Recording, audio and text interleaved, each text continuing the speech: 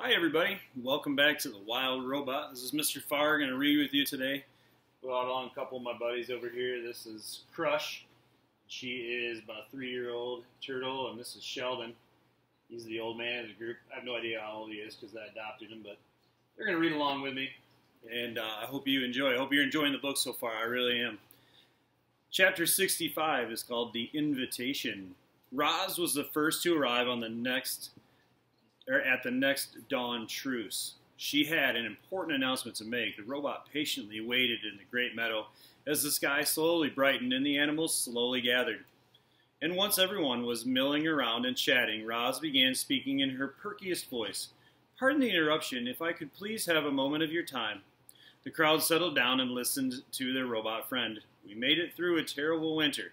A new generation of youngsters is arriving, and my son Brightbill has just returned to the island with his flock. I think we can all agree that there is much to celebrate. So in addition to the dawn truce this morning, I would like us to have another truce this evening. We can call it the evening truce, or better yet, the party truce." The crowd began chattering with excitement. "I have planned a celebration," Roz continued, "and you all are invited. I will take care of everything. Just please meet back here at dusk. Oh, and I have a little surprise. Actually, it's not a little. It's quite large. The point is, I have planned a celebration, and I hope to see you all there." "Sounds great, Roz, but I'm afraid there's one problem with your plan." Mr. Beaver blinked his beady eyes. "The moon won't be out this evening, so it'll be too dark for some of us to see." "You are half correct," said Roz. "Tonight will be moonless, but it will not be dark. I promise. Now, if you'll excuse me, I must prepare for our party. I will see everyone back here at dusk. Goodbye." Now, if you're like me, I know that sometimes for some of us, reading is not the easiest thing, but I would really encourage you as you go through books to just take time to enjoy them and, really find meaning in the words and read between the lines sometimes and start to ask yourself questions about, what do I think is coming next? What do I think that part of the passage meant? So, Crush thinks we're doing a good job. Here we go. Chapter 66, The Celebration. Dawn turned to day, day turned to dusk, and just as Roz had asked, animals were gathering again in the great meadow. Word had spread across the island that the robot was throwing a party, and everyone wanted to see what the fuss was about. The fuss seemed to be about a giant stack of wood. Roz had spent the day collecting logs and branches and stacking them in a perfect, massive tower. The animals crowded around it, trying to imagine its purpose, and then they saw a golden light flickering in the distance. Roz emerged from the dark forest. In her hand was a flaming stick, which she held up like a torch. She was camouflaged in thick mud and clusters of wild flowers, but her camouflage wasn't for hiding. It was her party dress. The animals watched as the robot glided across the meadow, surrounded by a warm glow. "Thank you all for being here," she said as she joined the crowd. "1 year ago, I woke on the shores of this island. I was just a machine. I functioned, but you, my friends and my family, you have taught me how to live. And so I thank you." "No, thank you, Roz," shouted a voice. "You have also taught me to be wild," said the robot. "So let us all celebrate life in wilderness together." At those words, Roz heaved her torch high into the air. It soared up, up, up, and landed on the very top of the wooden tower. A ball of fire burst toward the night sky, and suddenly the meadow was bathed in firelight. Hundreds of shining eyes watched as bright flames crept down the sides of the tower, and embers floated away on the breeze. The animals stepped toward the bonfire, eager to feel its warmth, and then stepped back, afraid of feeling too much, and soon everyone was moving. The deer started leaping, the foxes started trotting, the snakes slithered, and the insects buzzed, and the fish jumped up from the river. Brightbill led all the birds into the air, where they wheeled around the bonfire like a tornado of feathers. Roz sprang into a wild dance, her shaggy dress shaking and swooshing with each movement. It was a wild party, and it took our robot to make it happen. Roz and the animals partied all night long. They were so busy singing and laughing and dancing that they didn't see the cargo ship as it sliced past the island. But the ship saw them. It saw the towering bonfire. It saw the robot, and then it quietly continued through the darkness.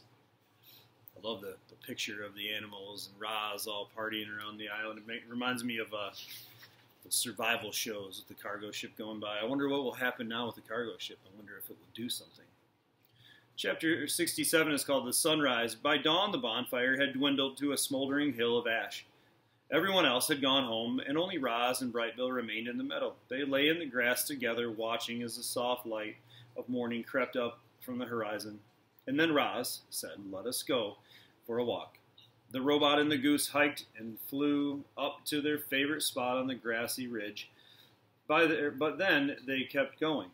They followed the ridge to the mountain and climbed all the way up the craggy peak just in time to see the sunrise. "I climbed up here once before," said Roz as the sun's first rays warmed her body. "I sat on this very rock, looked out at the island, and thought I would always be alone, but I was wrong." "Are you happy, Ma?" The robot thought for a moment. "I am." "I'm happy too." Brightbill closed his eyes and felt the wind and the sun. There was a slight chill in the air that made him feel alive.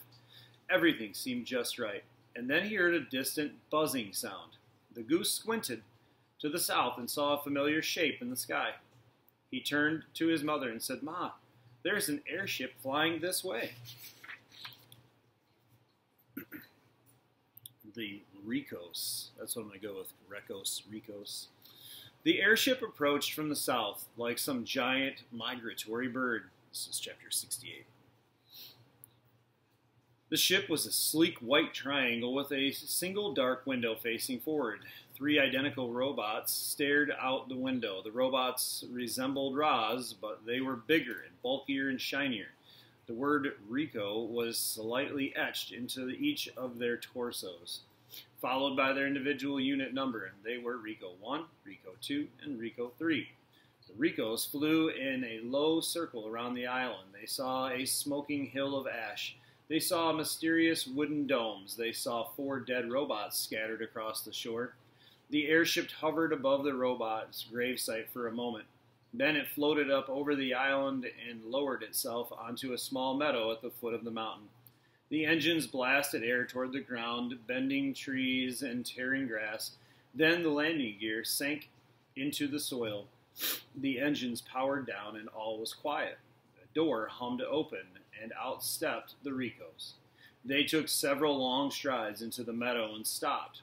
A shadowy figure was lurking at the forest edge. The Ricos turned and faced it.